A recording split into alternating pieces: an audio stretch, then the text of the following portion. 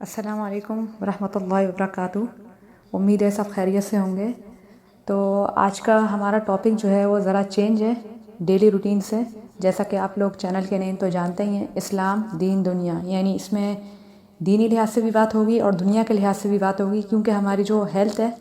وہ افیکٹ رکھتی ہے۔ افیکٹ ہماری اس لیے رکھتی ہے کیونکہ اگر ہماری ہیلتھ اچھی ہوگی تو اسلامکلی دین لحاظ سے بھی ہم بینیفٹ اٹھا سکتے ہیں۔ تو یہ سب ٹاپکس آپ سمجھ لیجئے کہ یہ درمیان کا ہے، دین اور دنیا دونوں سے میٹر رکھتا ہے۔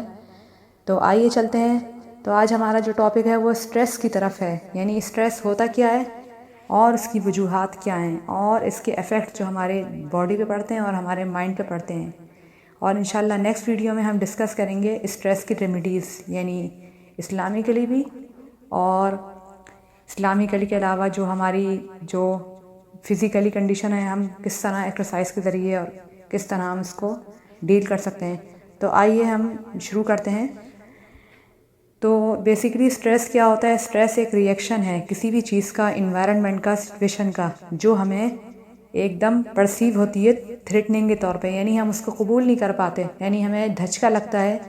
چاہے وہ ایک پازیٹیو چینج ہو ہمارے لائف میں، چاہے ایک نیگیٹو ہو، تو سم ٹائم ہم قبول نہیں کر پاتے کسی چینجز کو، تو اس کے بدلے میں ہمیں اسٹریس آتا ہے۔ یا پازیٹیو ایکسپیرینس ہو، جیسے کہ شادی ہے یا کوئی نئی تبدیلی ہے، تو بعض اوقات انسان تھوڑا سا اس میں اسٹریس میں چلا جاتا ہے۔ یا پھر کوئی نیگیٹو ایکسپیرینس آتے ہیں انسان کی زندگی میں، جیسے کسی کی جاب چلی گئی، ڈیورس ہو گئی، جاب لاس ہو گئی، کوئی فائنینشیل وریز ہیں، کسی کی ڈیتھ ہو گئی، تو یہ ساری چیزیں انسان کی زندگی میں ایک اسٹریس کی سچویشن میں آتی ہیں۔ انسان کو اسٹریس کب کب فیل ہوتا ہے؟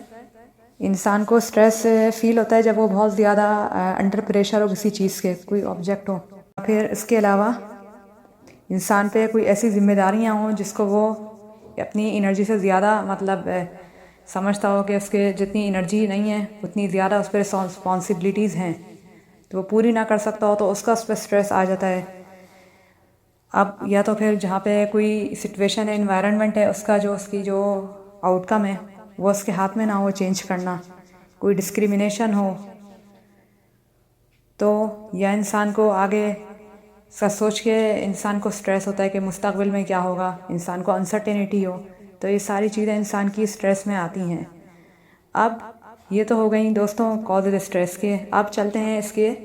جو فزیکل سائنز ہیں، جو اس کے ایفیکٹس ہیں باڈی پہ، وہ کیا ہوتے ہیں؟ وہ یہ ہوتے ہیں کہ انسان کی بعض اوقات انسان جب ہائی لیول اسٹریس ہوتا ہے تو بعض اوقات انسان کو سانس لینے میں دشواری محسوس ہوتی ہے، اس کو تھکن محسوس ہونے لگتی ہے، اور اس کی نیند وغیرہ پیٹرن ڈسٹرب ہو جاتا ہے، نیند نہیں آتی اس کو۔ بعض اوقات مسلز پین ہوتا ہے، نیک پین شروع ہو جاتا ہے،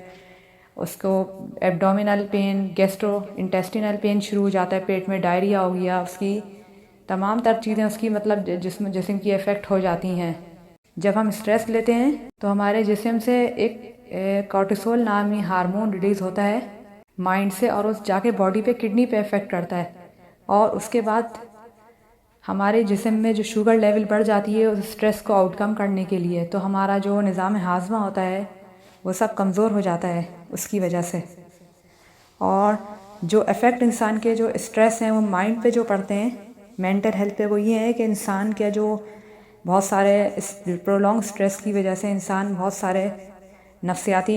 معاملات کا شکار ہو جاتا ہے، اس کے اندر غصہ، چڑچڑاپن ہو جاتا ہے، اس کو نیند نہیں آتی، تھکاوٹ ہو جاتی ہے، اور اس کی برین میں جو چینجز آتی ہیں وہ یہ چینجز آ جاتی ہیں